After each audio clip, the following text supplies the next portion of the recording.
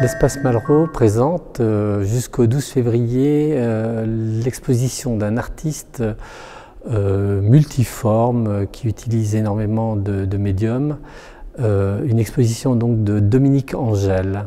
Cette exposition se compose de deux parties, une partie basse avec un ensemble de sculptures où il travaille sur la métaphore de l'homme par des oursons, et à l'étage une frise qui entoure l'espace où il décline un peu l'histoire de l'art avec ses différents courants et ses différentes techniques. Dans cette frise, il intègre aussi des photographies et des dessins qui sont des dessins au fusain, où forcément on revoit certaines références à la peinture comme Chirico, comme Brancusi et d'autres artistes. Dominique Angèle, dans son travail, n'est pas seulement un sculpteur, mais aussi un très beau dessinateur, un photographe, un vidéaste. C'est vrai qu'on présente aussi dans la cour une série d'une quinzaine de petites vidéos que l'on voit dans la cour de l'Espace Malraux. Et puis, c'est aussi un écrivain. Il a publié, édité et écrit une quinzaine d'ouvrages.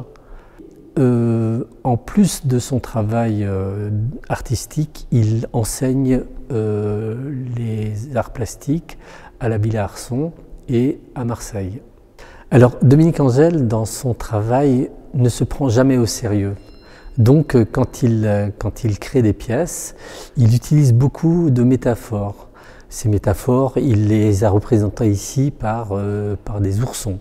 C'est forcément un travail sur la condition humaine, sur la guerre, sur la révolution.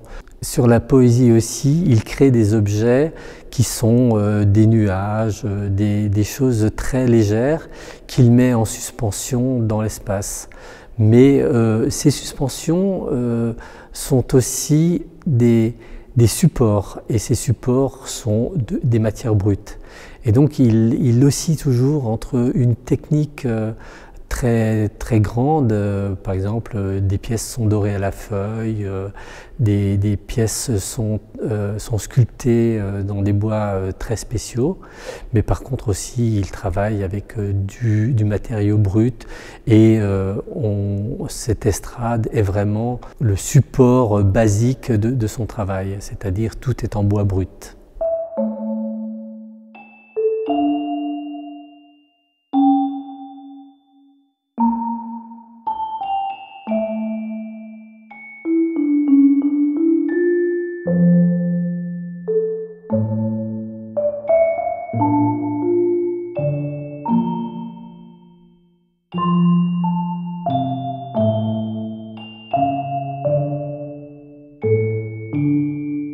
Dominique Angèle aussi, dans son travail, n'impose absolument pas une histoire. Par exemple, dans la frise qui est à l'étage, il y a une suite de dessins, de descriptions, de sculptures qui n'ont pas beaucoup de relations, mais quand même, malgré tout, chacun peut se créer sa propre histoire.